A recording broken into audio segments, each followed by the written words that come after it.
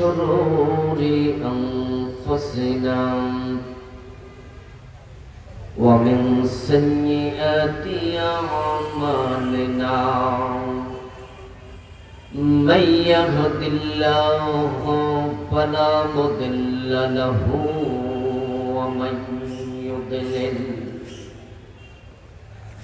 ومن يضلل فلن تجد له وليا مرشدا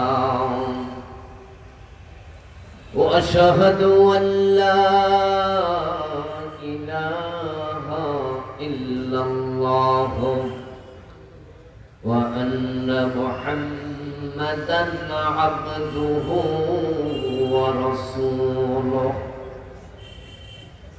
أما بعد فقد قال الله تعالى في كلامه المجيد أعوذ بالله من الشيطان الرجيم بسم الله الرحمن الرحيم يا أيها الذين آمنوا ادخلوا في السلم كافة ولا تتبعوا خطوات الشيطان إنه لكم عدو مبين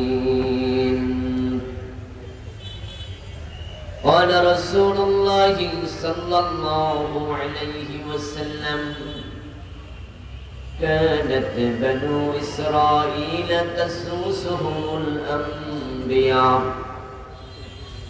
كلما هلك نبي خلفه نبي وإنه لا نبي بعدي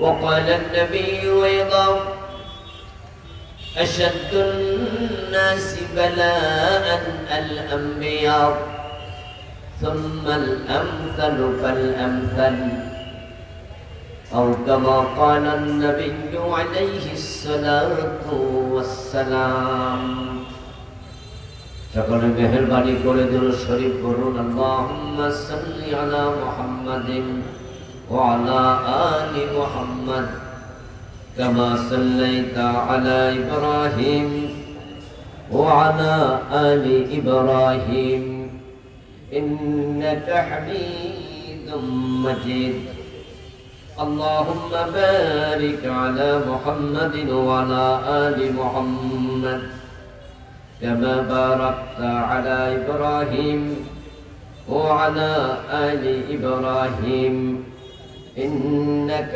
حميد مجيد اللهم صل وسلم وبارك عليه বৃহত্তর জোয়ারা আল ইসলাম যুব সংঘের উদ্যোগে আয়োজিত আজকের এই চমৎকার তাফসীরুল কোরআন মাহফিলের মুআজ্জাজ মুকাররম সম্মানিত সভাপতি জোয়ারা ইসলামিয়া ফাজিল মাদ্রাসার সম্মানিত সাবেক প্রিন্সিপাল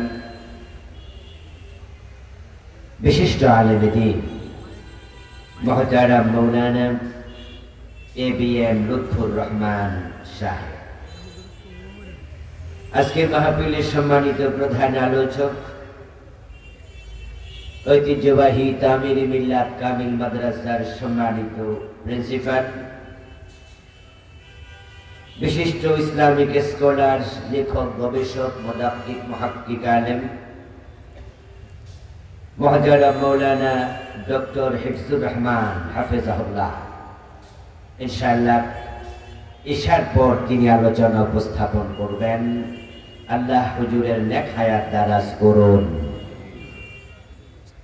আজকের মাহফিলের সম্মানিত আলোচক আপনাদের এই চোয়ারার কৃতি সন্তান চোয়ারা মাদ্রাসার সাবেক কৃতি ছাত্র, ইসলামী বিশ্ববিদ্যালয়ের সম্মানিত প্রফেসর, বিশিষ্ট গবেষক, নন্দিত আলেম মৌলানা ডক্টর মোহাম্মদ মুস্তাফিজুর রহমান হাফেজাহুল্লাহ বাইদান স্টেজে আছেন।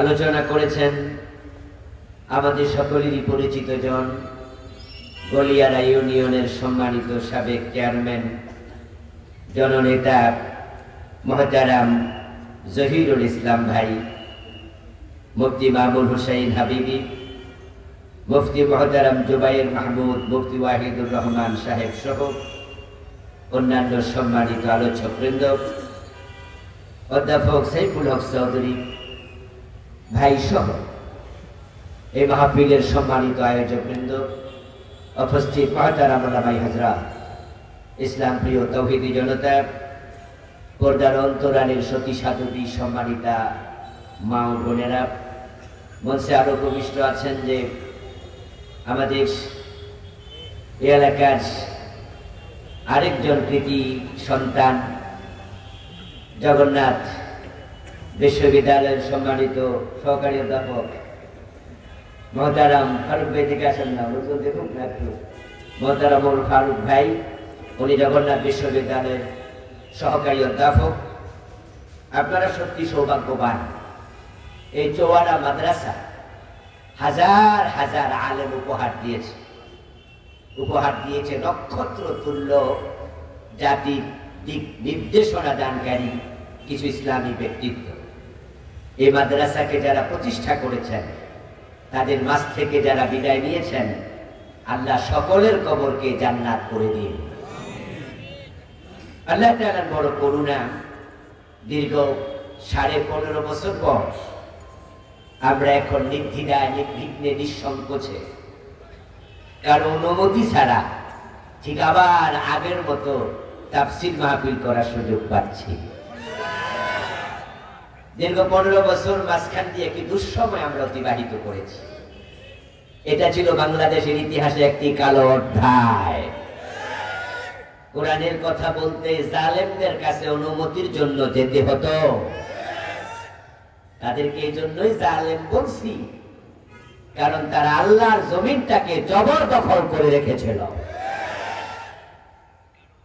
এই চুয়াড়াতে সর্বশেষ আমিও মাহফিল করছি মনে অনেকদিন আগে, 2010-এ না, সাইফুল ভাইরাই আয়োজক ছিলেন, ওই পাশে ওনারা সম্পৃক্ত ছিলেন আয়োজনের সাথে। এরপরে 2010-এর পরে 24 পর্যন্ত 13 বছরের মতো আমাকেও তারা এখানে আসতে দেয় নাই। আমরা কি মাহফিলে এসে বাপদাদার গল্প শোনাই? আমরা কি নিছক কোন রাজনৈতিক দলের আলোচনা করি? আমরা কথা বলি আল্লাহর কোরআন থেকে। আপনাদের কাছে একটু জানবো, বলুন তো জমিনের প্রকৃত মালিক কে? কোরআন কার কালাম? তো আল্লাহর জমিনে আল্লাহর কালাম বলতে তাদের অনুমতি নিতে হবে কেন? এটা ছিল চরম পর্যায়ের জুলম, চরম পর্যায়ের বাড়াবাড়ি। আল্লাহ তাআলা এটাকে চরম পছন্দ করলেন। আমাদের কষ্ট ইসলামের কণ্ঠস্বরকে স্তব্ধ করা, কোরআনের প্রচারকে বিঘ্নিত করা, এটা আল্লাহ নিজে পছন্দ করেননি। যার কারণে যারা আমাদেরকে এলাকায় আসতে দেয় নাই, এলাকায় আসতে বারণ করত, আল্লাহ তাদেরকে দেশ ছাড়া করে দিয়েছে। ওরা এখন আর মাথা উঁচু করে কথা বলতে পারে না। এটা তাদের উপর আল্লাহর গজব, এটা আল্লাহর শাস্তি। কারণ এবারের যে বিপ্লব, এই বিপ্লবটা দুনিয়ার কোনো মানুষ করে নাই, এটা করেছেন সরাসরি কে? আল্লাহ। তারা কোরআনকে, ইসলামকে নিচে নামিয়ে একজন নেতার আদর্শকে তারা উপরে তুলতে চেয়েছে। তারা ইসলামের গলায় সরাসরি ছুরি চালিয়েছে। গত 15 বছরে শিক্ষা ব্যবস্থাকে কুফরি এবং শিরক দিয়ে তারা ভরপুর করার ষড়যন্ত্র করেছে। একই দেশে শিক্ষা ব্যবস্থা হচ্ছে জাতির মেরুদণ্ড। গাছের যদি কাণ্ড কেটে দেয়া যায়, তাহলে গাছ মুখ থুবড়ে পড়ে, দাঁড়িয়ে আর থাকতে পারে না। তারা শিক্ষা ব্যবস্থাকে শেষ করে দিচ্ছিল। প্রতি বছর একটা করে কুফরি সিলেবাসে ঢোকাচ্ছিল। 2023-এ তারা বিবর্তনবাদ ঢুকিয়েছিল। ক্লাস 6-এর বইতে তারা ঢুকিয়েছে মানুষ নাকি আগে বানর ছিল। মানুষের প্রথম পুরুষ কি বানর না হযরত আদম? হযরত আদম প্রথম পুরুষ, এই কথাটা আল্লাহর কোরআনে আছে না নাই? ওই জায়গায় তারা ঢুকিয়েছে বিবর্তনবাদ, ওই নাস্তিক ডারউইনের থিওরি। পরে আলেম ওলামাদের প্রতিবাদে তারা থেমেছে। 2024-এ ঢুকিয়েছে সমকামিতা, এলজিবিটিকিউ।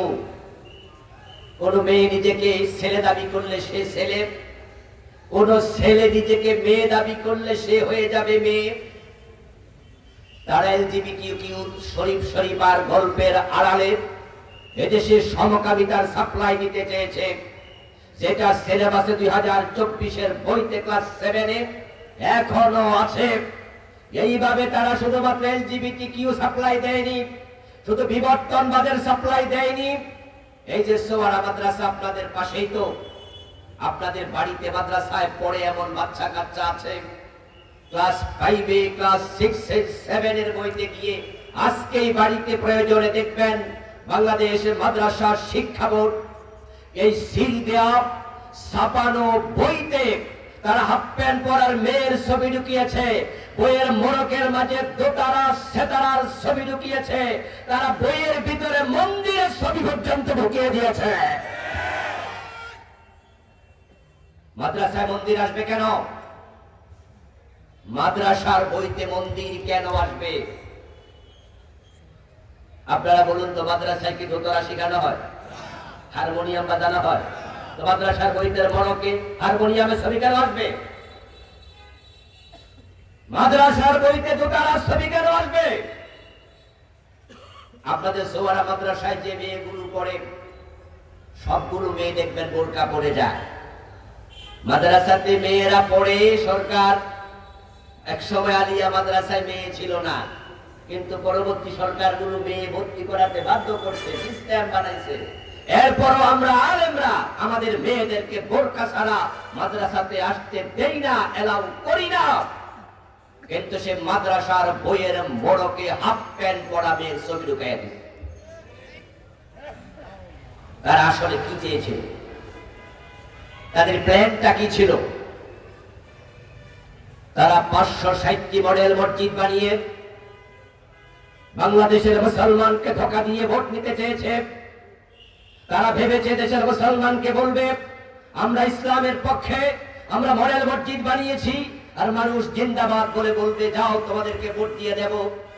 এই তারাই বাংলাদেশে 560টি মডেল মসজিদ বানিয়ে আমাদের ভোট নেওয়ার জন্য পায়তারা করেছে।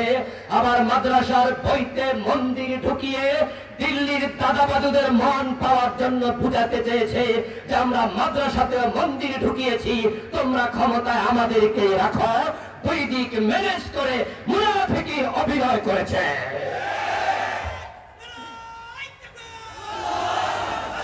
আল্লাহ তাআলা মুনাফিকি পছন্দ করেন না।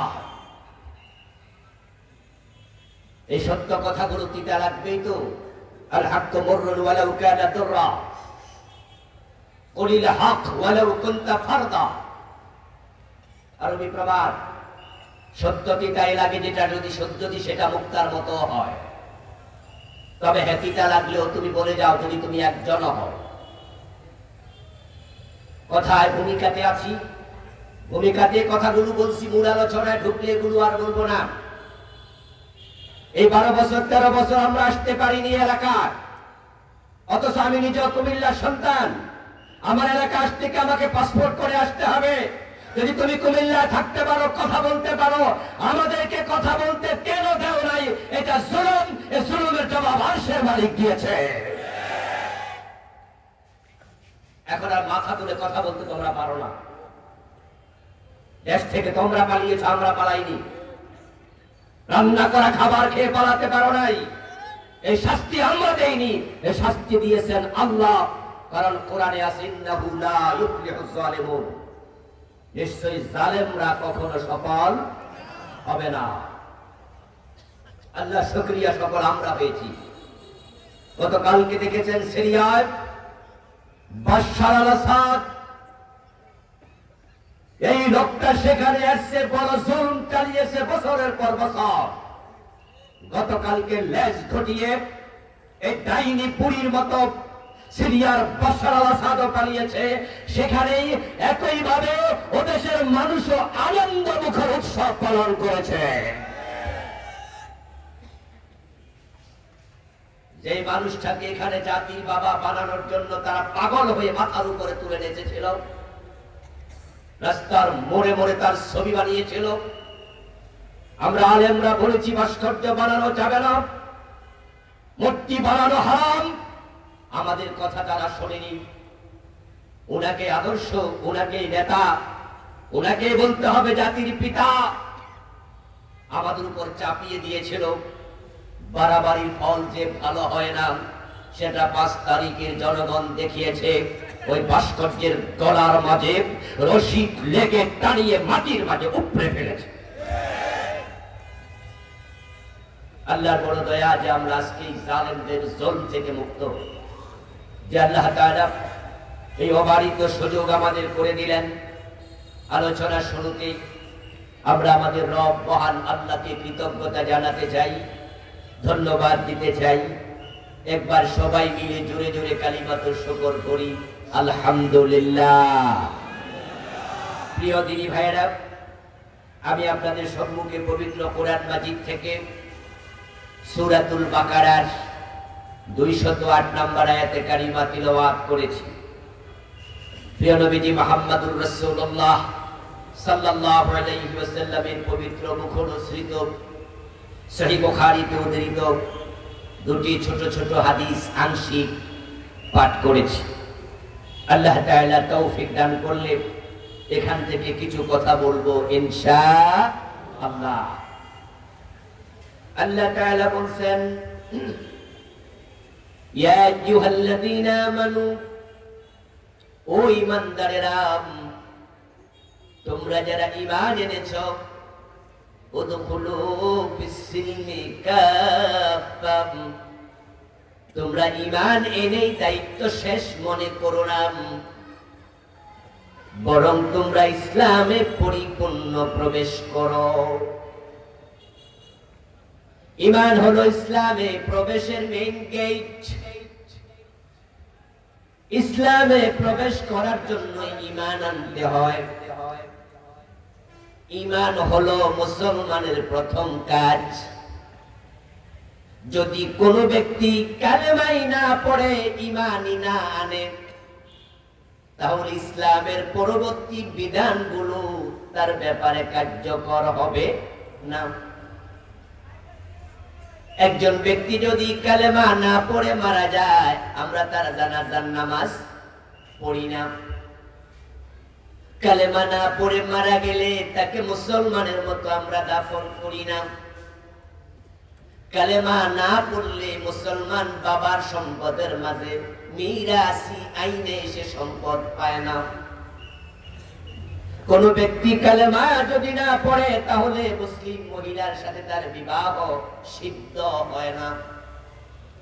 তাহলে বোঝা গেল ইসলামের যত বিধান আছে, সব বিধানের জন্য ঈমান হলো 1 নাম্বার শর্ত। কোন ব্যক্তি যদি মুসলিম হতে চায়, তাকে 1 নাম্বার ঈমান আনতে হয়। ঈমান হলো বড় গেট, বড় দরজা, যা দিয়ে ইসলামে প্রবেশ করা লাগে। আল্লাহ তাআলা জানেন কিছু মানুষ এখানে ভুল করবে। তারা ইসলামে প্রবেশের জন্য আসবে, মুসলমান হওয়ার জন্যই আসবে, কিন্তু আসার পরে তারা কালেমা পড়ে মনে করবে দায়িত্ব শেষ। এটা তাদের ভুল চিন্তা। এজন্য আল্লাহ তাআলা বলে, ও ঈমানদার, তোমরা যারা কালেমা পড়ে ফেলেছো, উদখুলু ফিস-সিলমি কাফা, এবার তুমি ইসলামে পরিপূর্ণ প্রবেশ করো। কোরআন মাজিদ আল্লাহ বলছে আকিমুস সালাত, নামাজ কায়েম করো। এই অর্ডারের কারণে নামাজ কায়েম করা আমাদের জন্য নফল না ফরজ। আল্লাহ তাআলা বলেন কুতিবা আলাইকুমুস সিয়াম, তোমরা রমাদানে রোজা রাখো। যে ব্যক্তি রমাদান পাবে সে যেন রমাদানে রোজা রাখে। আল্লাহর অর্ডারের কারণে রমাদান মাসে রোজা রাখা নফল না ফরজ। যে ব্যক্তির সামর্থ্য আছে আল্লাহর ঘর পর্যন্ত পৌঁছার সে যেন হজ করে। সামর্থ্যবান ব্যক্তির জন্য হজ করা নফল না ফরজ। আল্লাহ অর্ডার দিলে সেটা পালন করা ফরজ, এটা আপনারা বুঝেন। এবার তিনি বলছেন উদখুলু ফিস-সিলমি কাফা, ইসলামে পরিপূর্ণ প্রবেশ করো। এই অর্ডারের কারণে ইসলামে পরিপূর্ণ প্রবেশ করা নফল না ফরজ। কিন্তু বাংলাদেশের লোকদের কাছে পরিপূর্ণ ইসলাম পাওয়া যায় এমন কয়জন আছে? 100-র মাঝে 95 জন পাবেন ইসলামের আংশিক মেনে চলছে। আপনি ডানে বামে সামনে পিছে তাকালে হাজারো মুসলমান দেখবেন নামাজ পড়ে 5 ওয়াক্ত, অথচ সুদে টাকা লাগায়। 5 ওয়াক্ত নামাজ পড়ে, ঘোষ না দিলে পাইলে সাইন করে না। 5 ওয়াক্ত নামাজ পড়ে, কপালে কালো দাগ আছে, ওজনে কম দে মানে বেতালবে।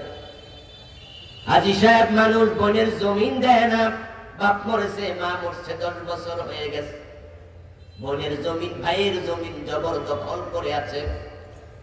নামাজি মানুষ জাল দলিল করে, নামাজ পড়ে, আল্লাহর জমিন আল্লাহর আইনের কথা শুনলে চেহারা কালো হয়ে যায়। যখনই কোরআনের আইনের কথা বলে কত টুপিওয়ালা উল্টা রাজাকার বলে গালি দেয়। ইসলামের মাঝে নামাজ আছে, ইসলামের মাঝে সুদ খাওয়া হারাম সেটাও আছে। ইসলামের মাঝে রোজা আছে, ঘুষ খাওয়া হারাম সেটাও আছে। ইসলামের মাঝে হজ আছে, ওজনে কম দেয়া মালে বেজাল দেয়া নিষেধ সেটাও আছে। নামাজ রোজা হজ যাকাতের কথা যেমন আছে, জমিন যার আইন চলবে শুধুই তার, আল্লাহর আইনে দেশ চালাতে হবে, আল্লাহর কোরআনের মাঝে সেটা আছে না নাই? আপনি একটা মানলেন আর একটা মানলেন না, ইসলাম পূর্ণ মানা হলো কেমনে? এই পর্যায়ে চলছে চরম ঘাটতি। অথচ আল্লাহর বক্তব্য ইসলামে পরিপূর্ণ প্রবেশ করো।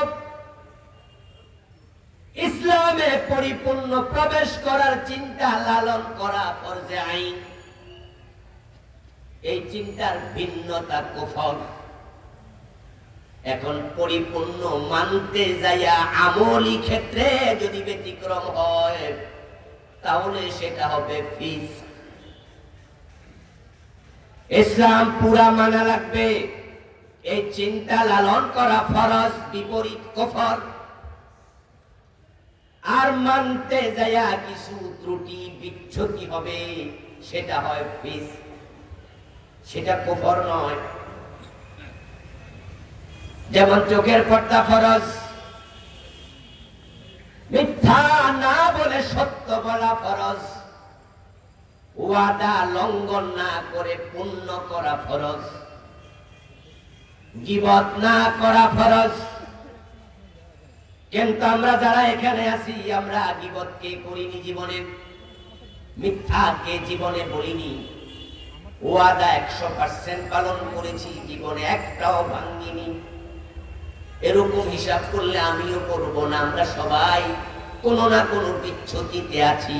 কিন্তু আমাকে যদি প্রশ্ন করা হয়, এই যে আপনি গীবত করলেন, গীবত করা তো হারাম, আমি তখন একমত হয়ে বলবো জি। তাহলে কেন করলেন? আমি বলবো সরি। এই যে আপনি মিথ্যা বললেন, মিথ্যা বলা তো হারাম, এটা তো নিষেধ। আমি বলবো জি। তো বললেন যে বলবো আমি সরি, ওয়াদা রক্ষা করা ফরজ, কিন্তু আপনি তো এটা করেন নাই। আমি বলবো সরি।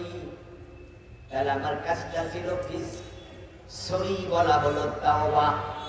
আর অপরাধ করার পরে কেউ তাওবা করলে আল্লাহ অপরাধ মাফ করে দেয়। আল্লাহ ভালো করে জানেন তার এই বান্দাগুলো ইসলামের সব বিধান পরিপূর্ণ পালন করবে না, তারা কসুরি করবে।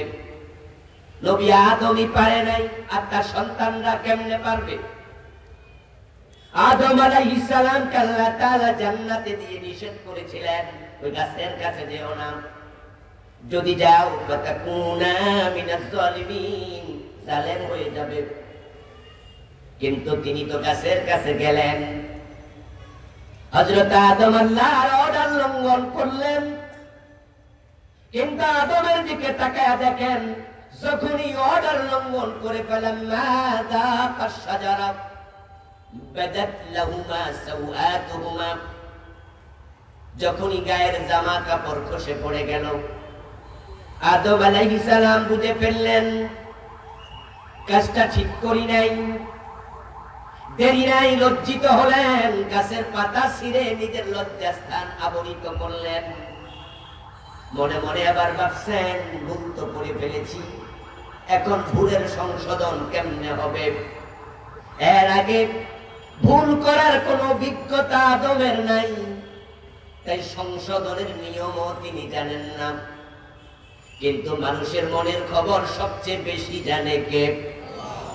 তাই ফাতালাক্কা আদামু মির রাব্বিহি কালিমাত। আল্লাহ তাআলা কোরআনে বলেন আদম যখন মনে মনে ভাবছে ভুল তো করে ফেলেছি, তাফিকা ইয়াকসিফানি আলাইহিমা মিন ওয়ারাকিল জান্নাহ, জান্নাতের পাতা দিয়া নিজের দেহ ঢাকতে শুরু করলেন মা হাওয়া সহ মিলে। আর মনে মনে ভাবছেন কামটা করলাম কি? আল্লাহ তাআলা কেমনে তাওবা করা লাগে সাথে সাথে আদমের কাছে তাওবার কালেমা নাজিল করে দিলেন।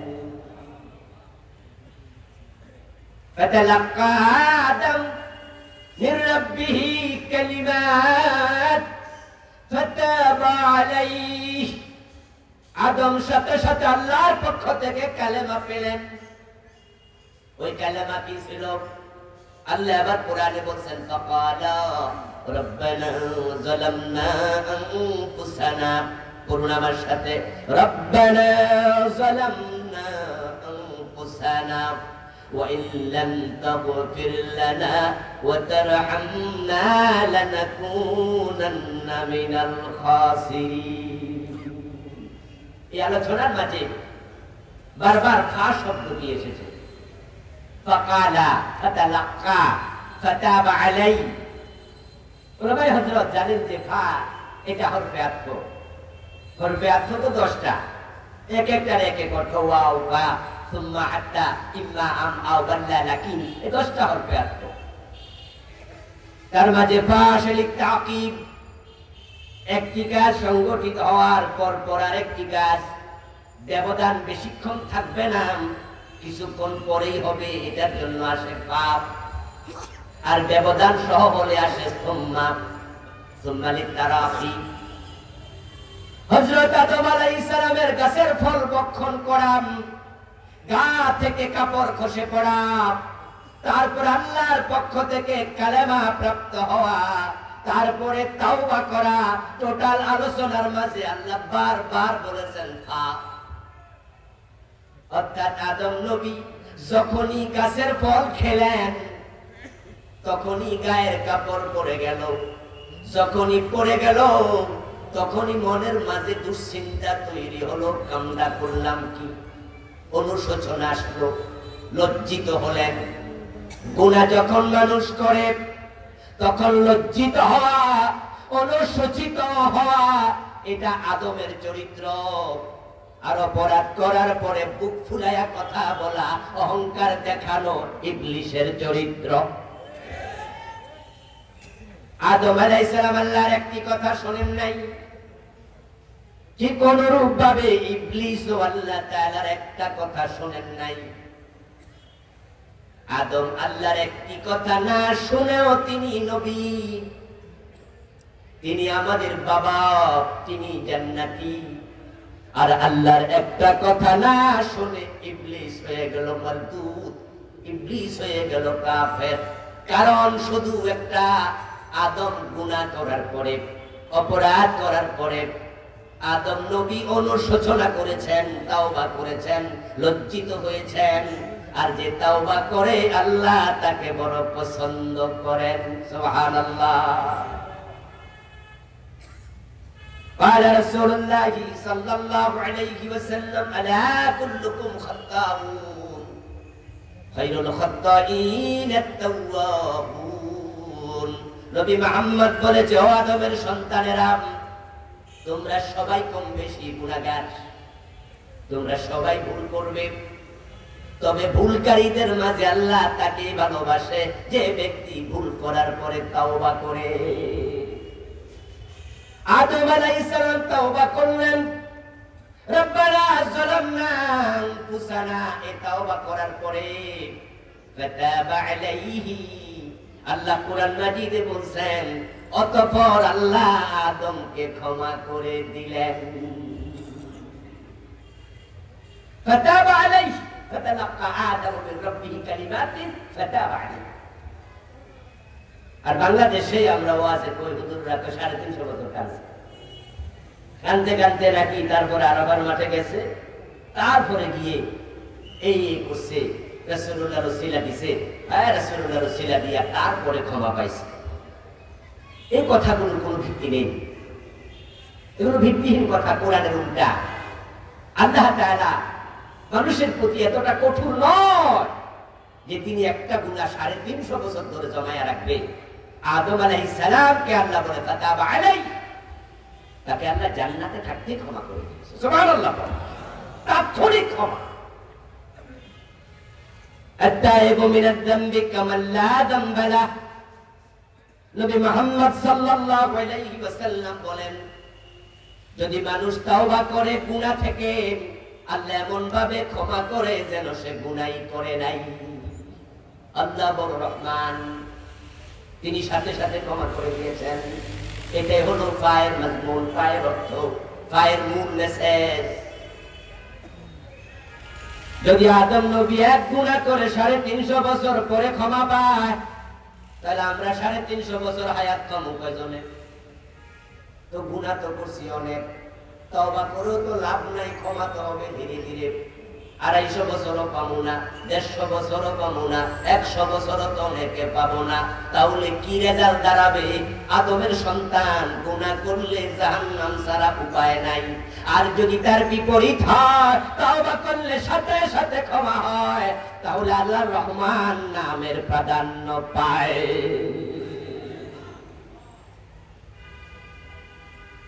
একটি হাদিস আছে, لما اقترف آدم الخطية قال بحق محمد لما غفرت لي. قال تعالى كيف عرفت محمد؟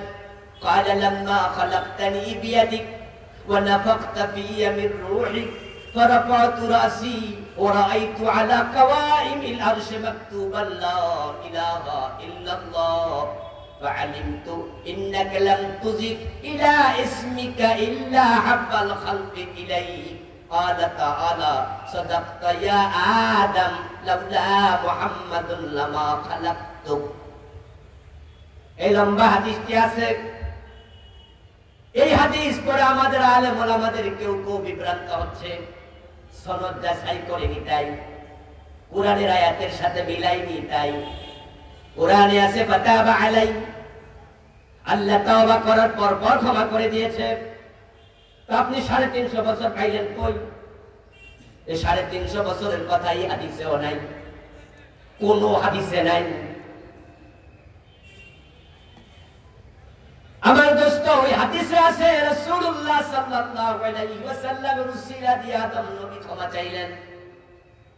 আল্লাহ প্রশ্ন করলেন, আদম তুমি নবী মুহাম্মদকে কেমনে চিনো? কাইফা আরাফতা মুহাম্মদ? ওয়ালাম আখলুকুহু, আমি তো তাকে এখনো সৃষ্টি করি নাই।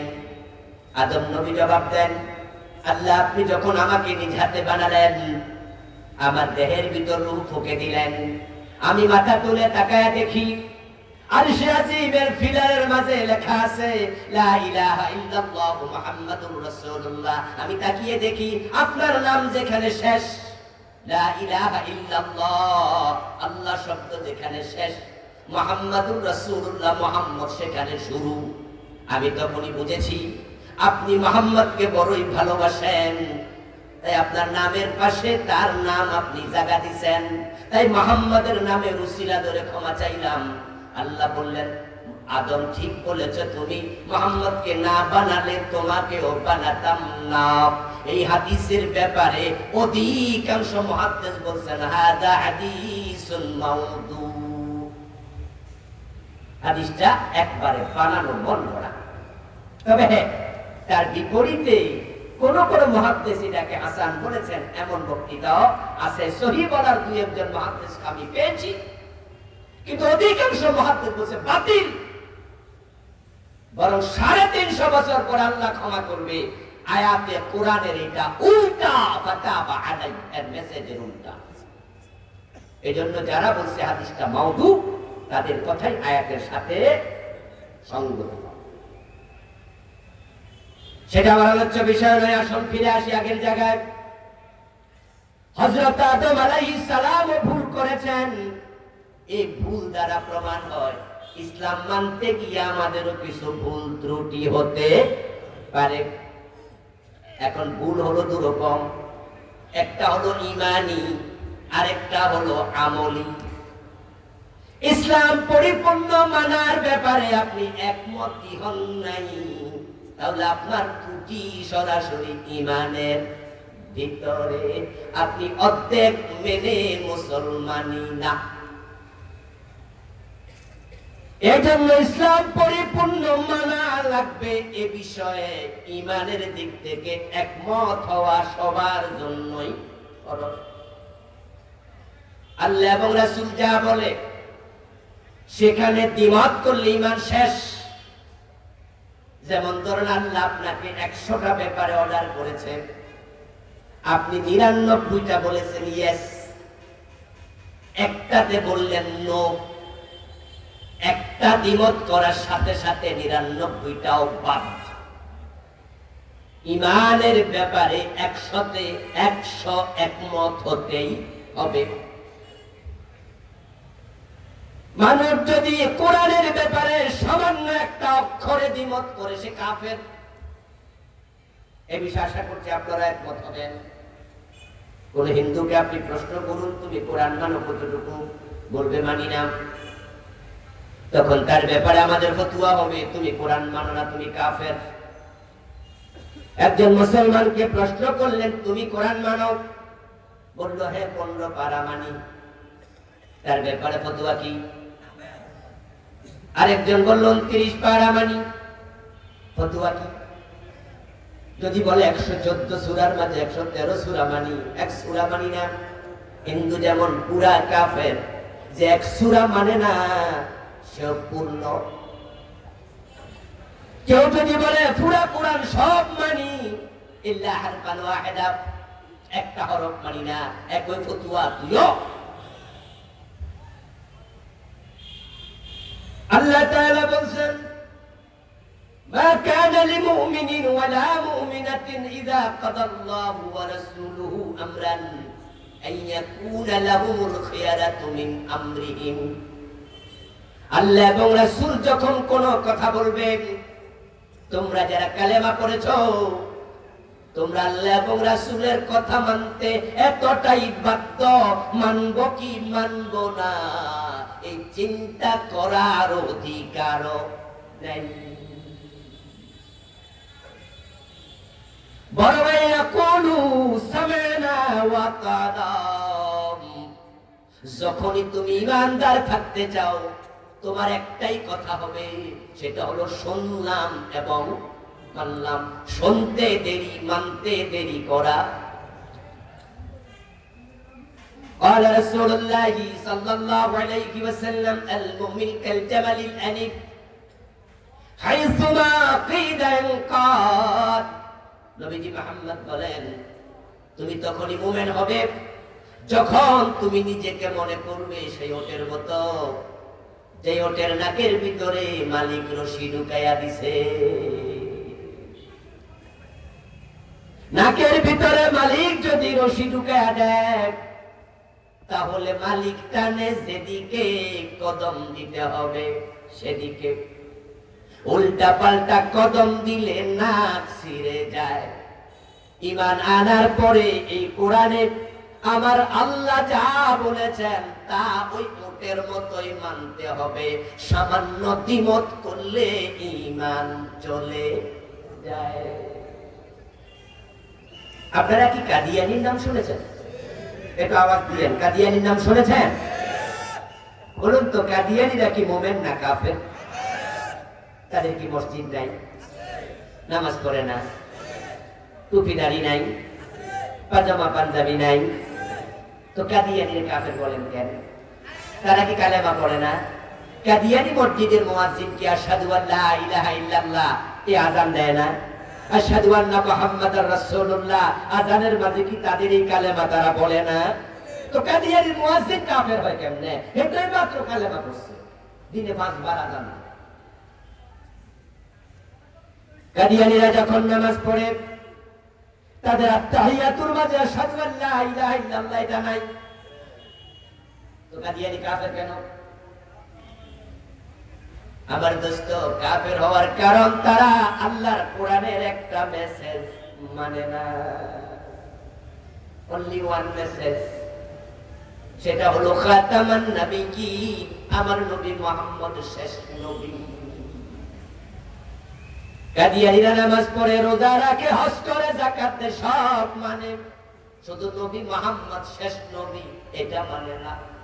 তাই তামাম দুনিয়ার সব আলেম একমত কাদিয়ানী কাফের। আলেমরা তাদের ব্যাপারে এত শক্ত ফতোয়া দেয়, কাদিয়ানী মারা গেলে মুসলমানের গোরস্থানে দাফন করাও জায়েজ। কাদিয়ানীদের সাথে মুসলমানের সন্তানের বিবাহ শাদী হারাম। মাত্র একটা মানে না, নবী মুহাম্মদ শেষ নবী। তারা বলে গোলাম আহমদ কাদিয়ান নবী, নাউজুবিল্লাহ পড়েন। অথচ তার জন্ম 1835 সালে। আজ থেকে প্রায় 250 বছর আগে 1835 সালে গোলাম আহমদ কাদিয়ান জন্ম নিল। 250 বছর আগে জন্ম নিয়ে সে কয় আমি নবী। 1450 বছর আগে আল্লাহ কয় না মুহাম্মদ শেষ নবী। আল্লাহটা ঠিক না, গোলাম আহমদ কাদিয়ানেরটা ঠিক। কিন্তু একদল মুসলমানের সন্তান বিভ্রান্ত হলো, তারা গোলাম আহমদ কাদিয়ানের নবুয়ত মেনে নিল। আপনাদের কাছে আমি জানবো, প্রশ্নের জবাব দিয়ে প্রিয় ভাইয়েরা, যারা কাদিয়ানী তারা কি হিন্দু সন্তান? বলেন না, কথা বলেন না। কাদিয়ানী কি ইহুদির বাচ্চা, খ্রিস্টানের সন্তান? সবগুলো মুসলমানের সন্তান ছিল। গোলাম আহমদ কাদিয়ান সে নিজে মুসলমানের সন্তান, এই জন্য তার বাবা নামই রাখছে আহমদ, আমাদের রাসূলের নামে নাম রাখছে। এবং সেটা আরো এসকের কিছু ব্যাপার আছে, ওই যে গোলাম আহমদ, সে আহমদ না, আহমদের গোলাম। আমাদের দেশে একজন পীর সাহেব আছে, আমি নাম কমু না, নারায়ণগঞ্জের দিকে উনার খানকা আছে। এখন বাংলাদেশে মোটামুটি আহলে হকের পক্ষে উনি শক্ত কথা বলে, কাদিয়ানীদের বিরুদ্ধে উনি খুব মোটামুটি গর্জিয়াস কথাবার্তা বলে। নাস্তিকদের সাথে কিছু বিভিন্ন জায়গায় আলোচনা করেও সুনাম কুড়িয়েছে। ফেজদা ফিকলেও কিন্তু তিনি আলোচনা করছেন আমাদের ডাক্তার জাফরুল্লাহর সাথে। এরপরে মুরগি একজন আছে না কবির, মুরগি কবির শাহরিয়ারের সাথে আলোচনা করেছেন। ওই আল্লাহর বান্দাকে আপনারা দেখবেন প্রায় মাহফিলে বলে আমি রাসূলুল্লাহর গোলাম। আমরা তাকে বলেছি, আমরা তার সাথে দ্বিমত করেছি যে না, আমরা রাসূলের গোলাম নিজের পরিচয় দেব না। আমরা কার গোলাম?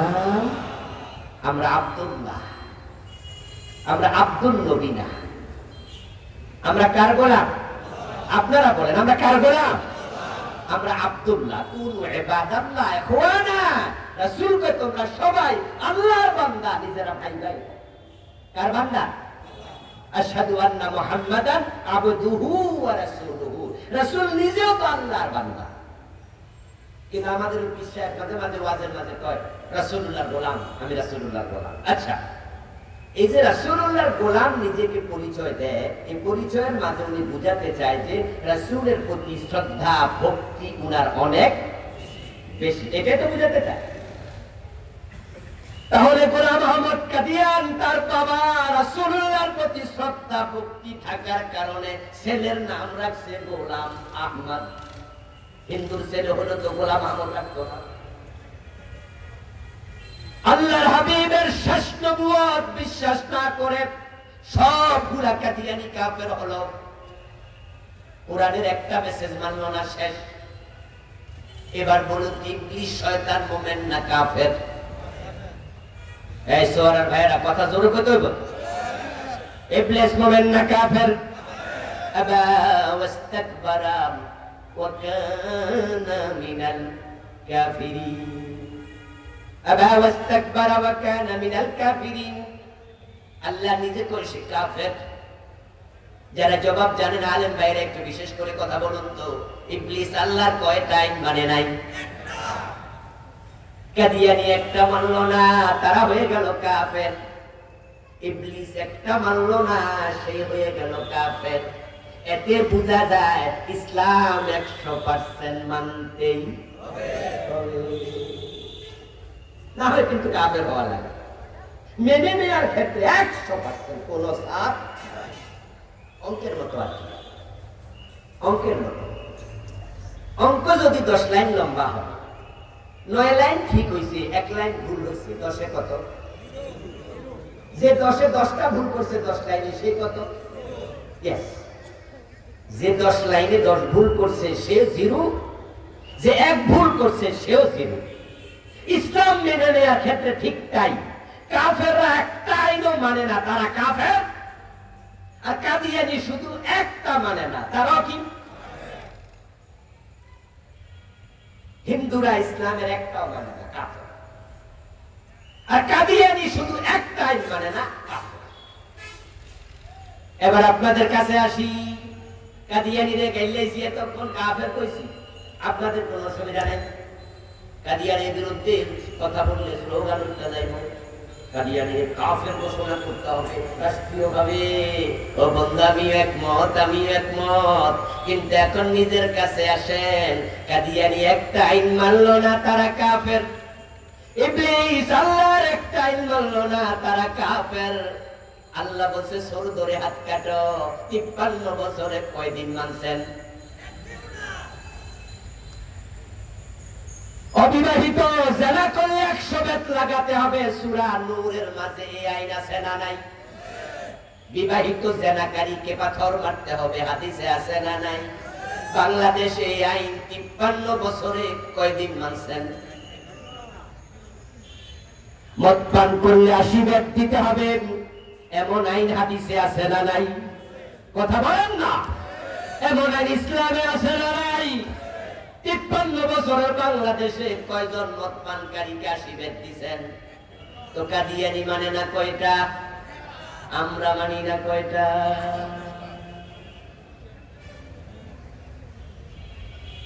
আল্লাহ বলছেন ইনিল হুকমু ইল্লা লিল্লাহ আলা লাহুল খালকু ওয়াল আমর ওয়া মান লাম ইয়াহকুম বিমা আনজালাল্লাহু ফাউলাইকা হুমুল কাফিরুন। আল্লাহ বলে আল্লাহ ছাড়া কারো আইন চলবে না, জমিন যার আইন চলবে শুধুই তার। এই কথাটা আমার না, আল্লাহর। এবার আপনারা একটা আওয়াজ দেন তো, জমিন কার? আরো জোরে বলেন, কার? আইন চলবে কার? 53 বছর ধরে আল্লাহর আইন চলে না, ব্রিটিশ আইন চলে। তো ব্রিটিশ আইন মানলে আল্লাহর গোলাম হলেন কেমনে?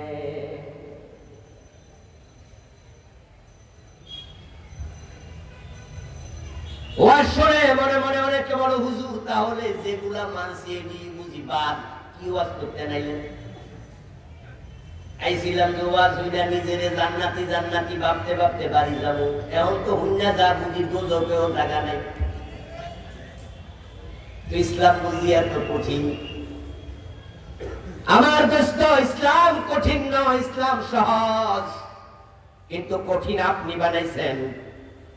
আপনাকে আপনার রব বলছে ইসলামে পরিপূর্ণ ঢোকো, আপনি ঢুকতে রাজি হন নাই। দোষটা কি আল্লাহর নাকি? বাংলার জমিনে এমন কিছু আল্লাহর বান্দা তো আছে যারা আল্লাহ ছাড়া কারো আইন মানে না। আজ পর্যন্ত তারা আল্লাহ ছাড়া কারো আইন মানতে রাজি হয় নাই। বরং যারা জালেম তাদের সাথে এখানে দ্বন্দ্ব।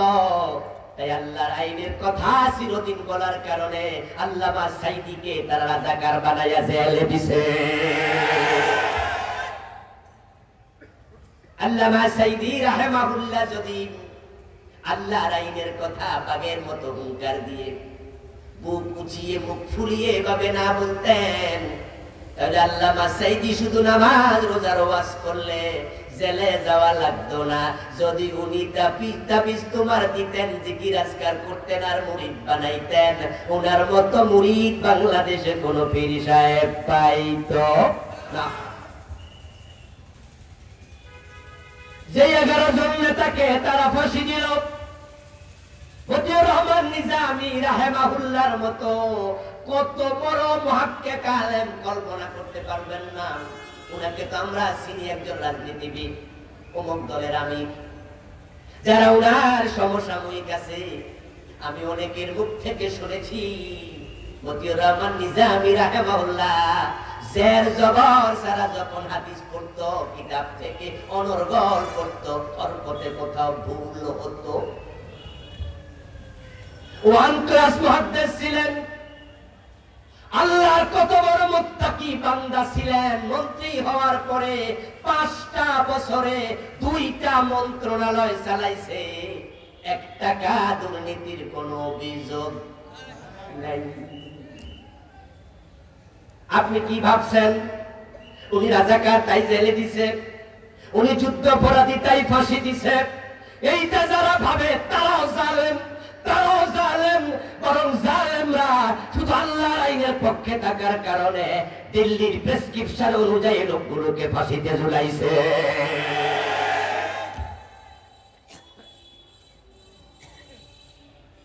যেই লোকেরা 5 বছর মন্ত্রী থাকাকালে 1 টাকা ঘুষ খায় না, লুট করে না, এতে বোঝা যায় তাদের অন্তরে আল্লাহর ভয় কত বেশি। আর যেই লোকের অন্তরে আল্লাহর ভয় আছে, সে অন্য মানুষের বাড়িতে আগুন দিতে পারে না। যার অন্তরে আল্লাহর ভয় আছে, সে মানুষ হত্যা করতে পারে না। এই লোকগুলা যে আল্লাহরে ভয় করত, তার প্রমাণ তো আমরা দেখেছি। 5 বছর মন্ত্রী 1 টাকা লুট করে না, খায় না।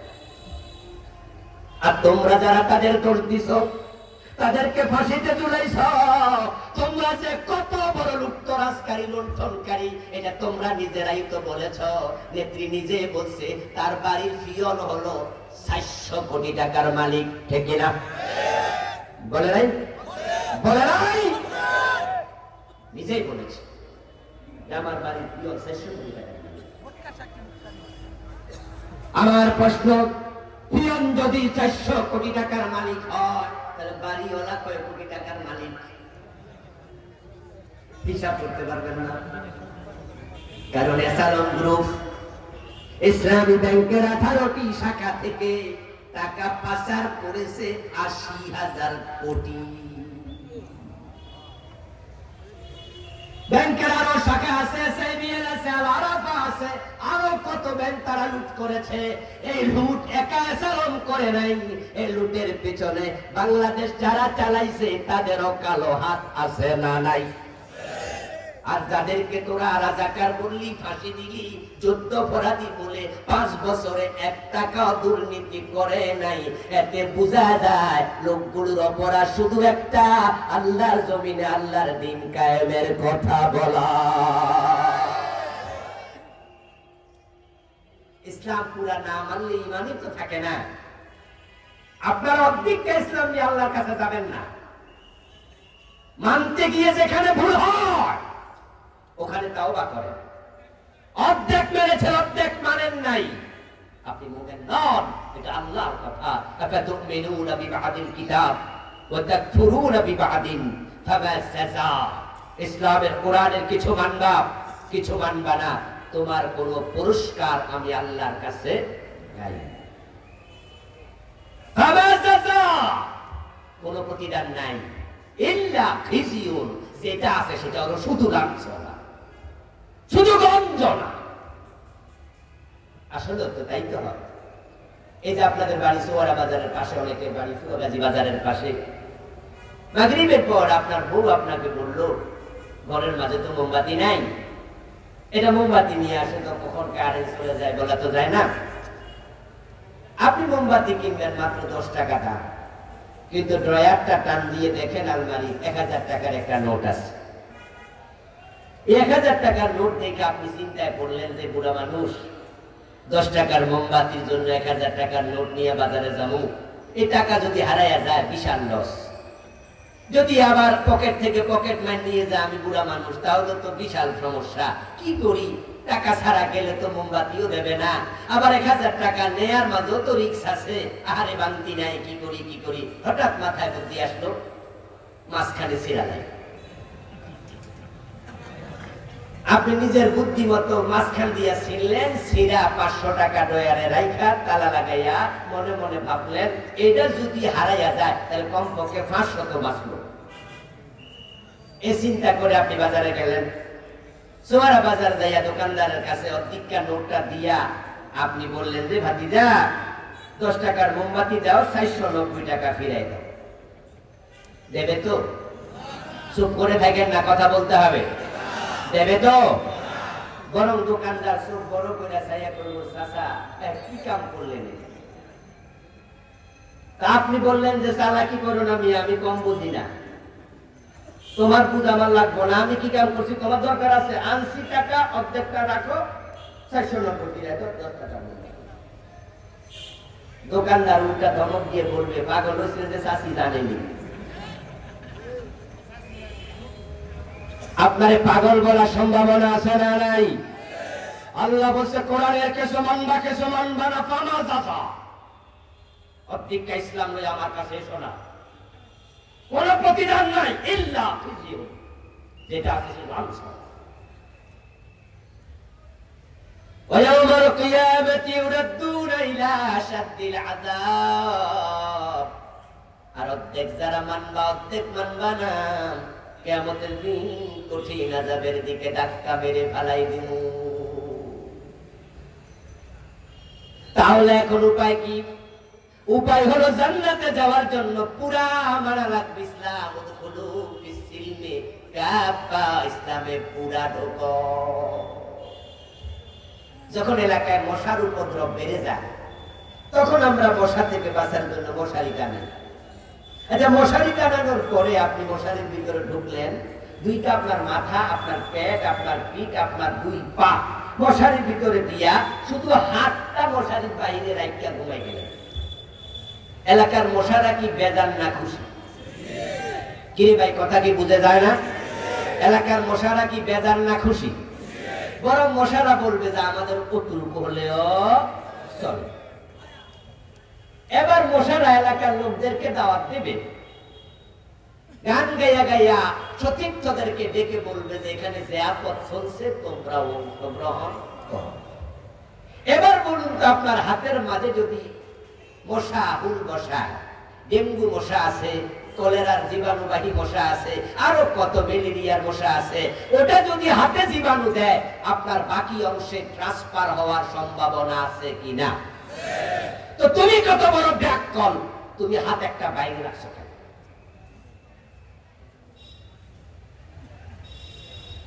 আল্লাহর জান্নাতে যাওয়ার জন্য ইসলামে ঢুকলেন, ঢোকার পরে আবার কিছু মানেন না, আপনি কত বড় ব্যাককল।